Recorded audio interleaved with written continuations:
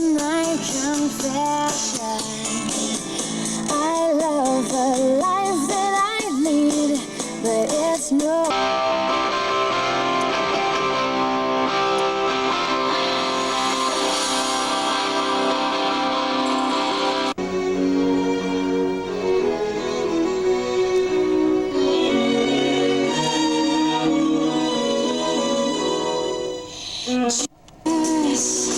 King of my heart, Father, my peace and my life, speak the joy of my soul, you are.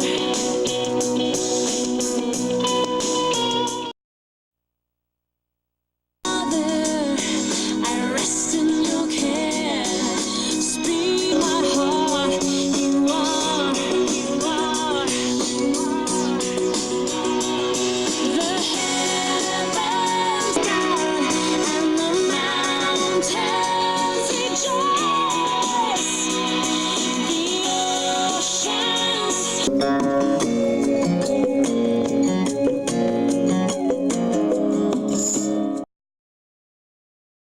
They don't name it, even though they don't know it. Yeah, but don't they need to know the name of Jesus Christ? You're showing them there is more in this world than just meanness and selfishness and narcissism and anger. There are kind people, there are caring people, and you are giving them an openness to messages that they might hear about Jesus Christ, I think. That's why I believe it is. And Yeah, that might be true. needed, and wrote that on the end of his letter, DV. It irritated me when I was young, being too pious. Now I'm doing it myself. Yeah, you're starting to kind of mellow out in your old age, aren't you? Yeah, I guess. See, the problem I see, What and I asked them for a little money, and they, they helped me out. yeah, you sent me that. That gets the Heinz. No, I mean, where does he live now? I don't really know. You know? It seems like he lives in indie surgery, and You were with him at the time? yeah, started pulling on it. Oh, made it worse?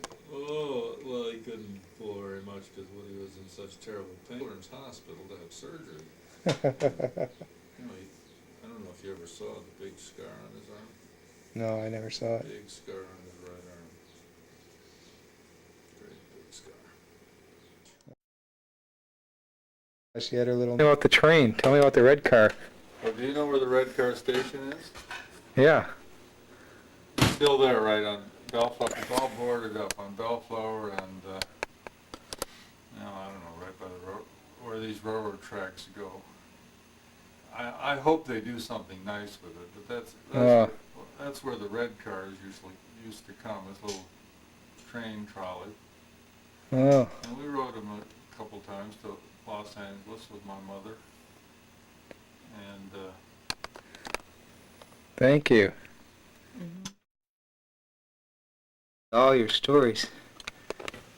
I read some of them at first, but you started doing them every day. I know I did. You know? This was my grief work. Well, it seems to me you'd be better off doing preventive work rather than post-active grief work. Well, he had died, and then it was too late to do anything else. Yeah, I know, but for other purposes, I suppose. And I just started every night. Yeah, practically every night I'd type up a memory Oh, yeah. of Woody and me as little kids. And I started in January. He died January 11th. I started a week or two later.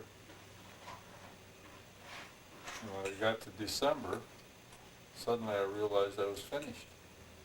Something had felt completed, but I'd written about 100 of them. Oh, really? Yeah. Yeah, I know. I haven't looked at them all. I put them all together once. And there's every little anecdote I could remember of stuff we did together. Mostly trouble we got into.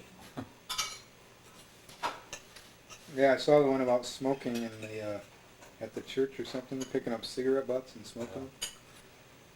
I may not have sent them all to you. That was nice to know. I mean, you know, I always thought you were like this sort of prohibitionist type personality. It's nice to see you had a little bit of spunk in you. No, we did a lot of things that were crossing the border and crossing the line. And we got in trouble once in a while. Of course, Well, I trouble. mean, smoking was not that big a deal back then. It wasn't doing, you know. It was for kids. It was for kids in our family. But in general, you're right. Everybody smoked. Yeah. Everybody. Not women, but men. Women didn't smoke at all. But every guy smoked. Yeah, and drinking wasn't, I mean, you could drink, well, 18, they probably didn't even have a drinking age up until. Well, see, drinking, in the Christian Reformed Church, there are 3 prohibitions. Card playing, movie going, and dancing. Yeah. Card playing, movie going, and dancing. And we didn't do any of those. And we didn't, of course, when we got to Holland, then okay, I think the first time I drank beer was in Wisconsin with my cousin Cyburn. Oh, yeah. After a softball game. I was about 13 years old, and we went to a tavern in a little town, and they served us all beer. They didn't ask us. It's a beer in front of me. Yeah. And okay, and it had a unique taste. And occasionally, throughout my life, I would drink some beer, and it would have that taste again. And it would immediately refer me back to my first beer in Wisconsin when I thought it was terrible. Terrible to taste, and not supposed to be doing it. That's too bad that, you know, the CRC puts so much emphasis on all these rules about religion. And I think that sort of takes away from the, I mean, Mao thinks drinking and smoking are just, they're irrelevant to God. God really doesn't care that much about that stuff. Unless you're abusing it, of course.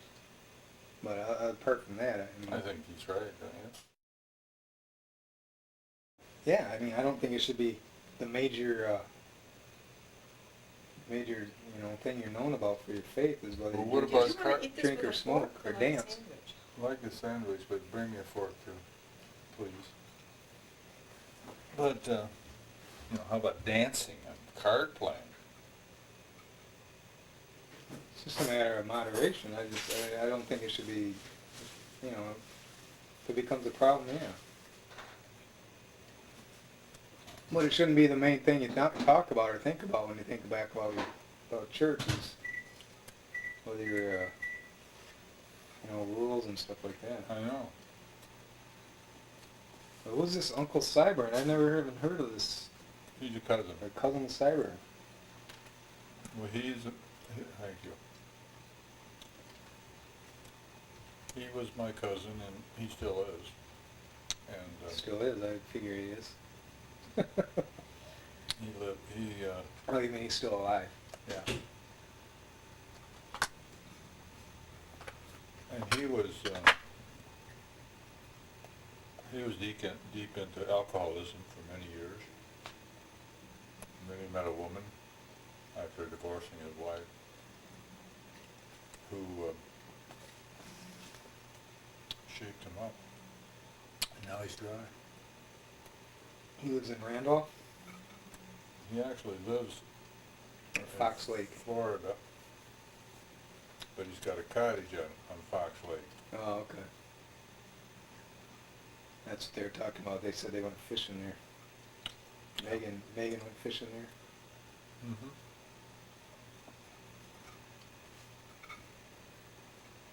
Yeah, I went through there on the way there this time too. Did you? Yeah, I went through there. Every time I drive across that way, I try to go through there and see something about Randolph. Cock Road, or found Cock Road last summer. Mm-hmm. Friesland. Yeah. I think I saw Jim. You know Seymour died. Yeah, I think I found Seymour's farm. Really? Yeah. It's on Friesland Road, isn't it? It's near Waupun. Oh, it's closer to Waupun? Mm-hmm. Oh, maybe that wasn't it then. His sister, or one of those little girls, owns a produce shop now on one of those busy roads. In Waupun? Not Cock Road. No, on one of the busy highways. She owns a place where you drive in and buy produce. In Waupun. Or Randolph. I think it's in the Randolph area. But the son, isn't Seymour's son named Jim, right? Mm-hmm. He has two sons. Jim is the one you know. Jim and Sherry and Rod. Isn't there a Rod? Could be that older one. the two girls, We never knew the oldest one. Sherry and You want the other girl's name?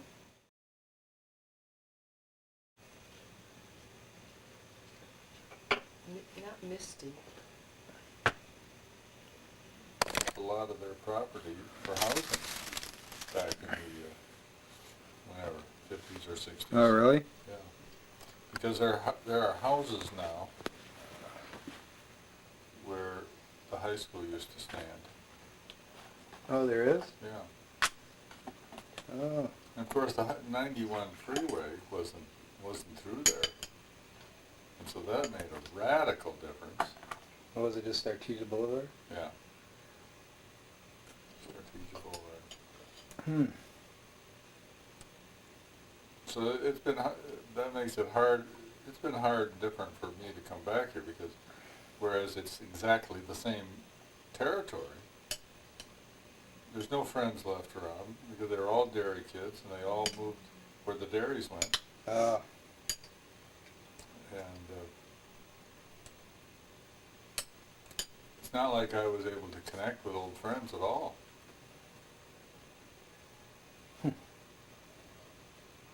And It's not connecting with them, but you know where you still have sort of a memory of the things. I mean, just going back to Grand Rapids for me, I don't even have to actually connect with people, but I know that I know the area. I know who lived where, who the parents were. but there's see, because connectedness. those houses are all still there. Mm-hmm. But here, these dairies are all gone. Every Oh. one of them's gone. Yeah. And all my friends, I mean, literally, I think they were all dairy kids. Mm-hmm. Hmm. So some of them live in Ontario. I think there's some girls still around. When we went to that class reunion, you knew some of the women. But they were all married to dairymen. Class reunion for But- 6th grade or something. But you didn't know. Yeah, elementary school reunion. Well, the group that I went through grade school with, they went on to high school and they had their high school reunion, and they invited me to come. So that was, And For their did you fifth- remember some of them? yeah. I remember a lot Well, of they were all married to dairymen, but you didn't know their husbands at that class reunion. many of the times I did not, yeah. Roy Spoolstra was an exception. His dad was a shoemaker. Hmm. He fixed shoes, and they were always real poor. But we often slept at their house, and Mr. Spoolstra would often give us haircuts. And when we slept at his house, at their house, we would get a haircut from Mr. Spoolstra. And Clark and Roy. Clark was Woody's age, and Roy was my age. Roy was the boy who was sleeping at my house February 22, 1942, when all of a sudden air raid siren sounded, and then the anti-aircraft guns started shooting, and the searchlights started spanning the sky, and they were shooting at something in the sky, which was a huge, terrible, frightening thing. And Roy Spoolster was sleeping at my house that night, and we were scared stiff. We got down on our knees in front of the wall heater and prayed. What were they shooting at? Well, and it was an unidentified object. Oh. And to this day, when that comes up in history and so forth, some claim there never was anything there. Oh. That it was a false alarm they were shooting at something that wasn't there. But it was a very frightening experience. But it- That was We've above seen it on Bellflower or television. just downtown Los Angeles or what? It was right over our heads here. Oh. we have seen something on that. Yeah, Huell Hauser had Oh, something. that's right, Huell Hauser had In it. fact, I bought it. I've got a videotape of the program he put on. This is a public television. Every night there's Huell Hauser, California's Gold, and he goes somewhere for some tidbit of California history, and he did an evening, a half hour on that air raid, and interviewed some old timers, Oh, really? and so I bought the tape if you ever wanted. It's What a video. year was that? 1942, February something, 1942. Oh, after the war had started? Yeah, it was during the war.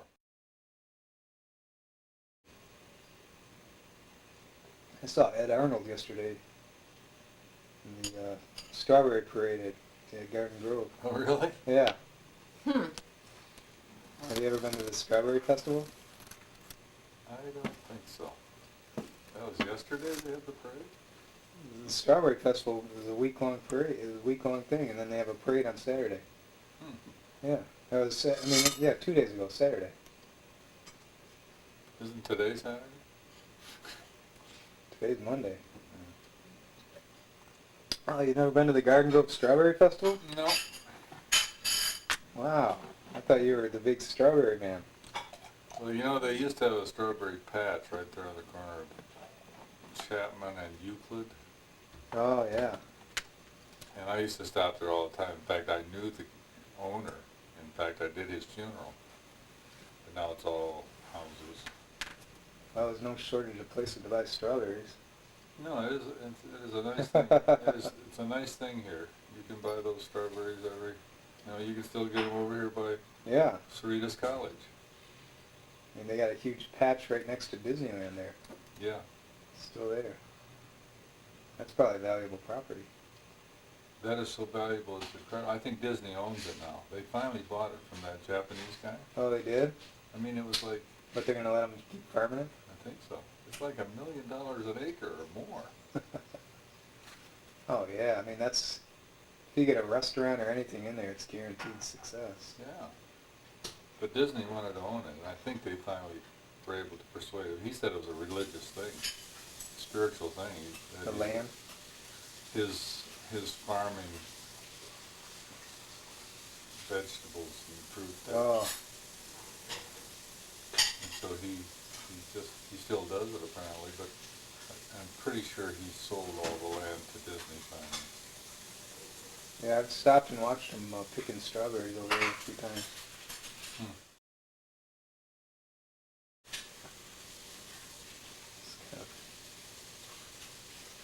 It's kind of nice to be able to do some manual labor like that, just to pick strawberries, you know. We always feel sorry for the immigrants, but it's kind of something nice about it. I mean, I suppose if you're doing it just to make ends meet, it's not so nice, but it's still nice to get out there and do some work with your hands, you know. There is one historical object that hardly anybody knows about that I know of. If you go south on Brookhurst, I think it's south of 22 freeway. I don't know if you've ever been down the street. And on one place on the street, there's a huge plow. A plow A huge plow? sets there on the west side of the street. Oh, It's a plow. You know what a plow? yeah, I know what a plow is, yeah. This is ordinarily a plow is about this big that the farmer plows with. Yeah. This plow is about 6 feet tall. In other words, it plows 6 feet deep. It's just sitting there in the corner? The reason they had that plow was they used to raise a lot of alfalfa around here. And alfalfa, once it gets into the ground, Oh, it goes way down. And if you're going to get it out of the field, you have to plow. And they did this. This harks back to when I lived here. yeah. They had to get 3 bulldozers to pull a 6-foot plow to turn over the earth to get the Oh, wow. get the alfalfa up out of the ground. Huh. That was in Anaheim? Well, Burkhurst, that's in Anaheim, isn't it? it might be Or Fountain Valley Buena or Park? It's in that area. yeah, it could be Fountain Valley. Museum. That gave me a little bit of the history of the Anaheim area. And the growing the oranges. Before they grew oranges, there were a lot of vineyards in Anaheim. Oh, really? Yeah. The Anaheim wine was pretty well known, but then there was some sort of drought, Hmm. and that ended the vineyards, Hmm. and that's when they started growing Valencian oranges. Hmm. I didn't know that. Yeah, That might have gone even before my time here. probably. They didn't have that much about Disney at the Anaheim Museum. A little Where- bit, just a little bit about Where Disney. is the Anaheim Museum? It's right next to, right around the corner from Disney on Ice, downtown Anaheim. Hmm. Harbor, if you take Harbor off of the 5 and head towards, Head north? head away from Disneyland. Hmm. You know, if you take Harbor goes one way goes towards Disneyland, the Yeah. other way goes towards. There's the Disney on Ice there. That's where the Ducks practice. Really? Yeah. And that's where the Civic Center is, Anaheim Civic Center. And there's a little museum. It used to be a library. It's right there on the corner. And they don't have much. They have a little art gallery and a little bit of the history of the area. Hmm. And there's a museum in Tustin too. Tustin History Museum. And there's the Barrows, Yeah, Bowers Bowers. Museum. I'm a member there. You are? Yeah. Wow. That's a nice museum. I wasn't here back then either, was it? It was not, no.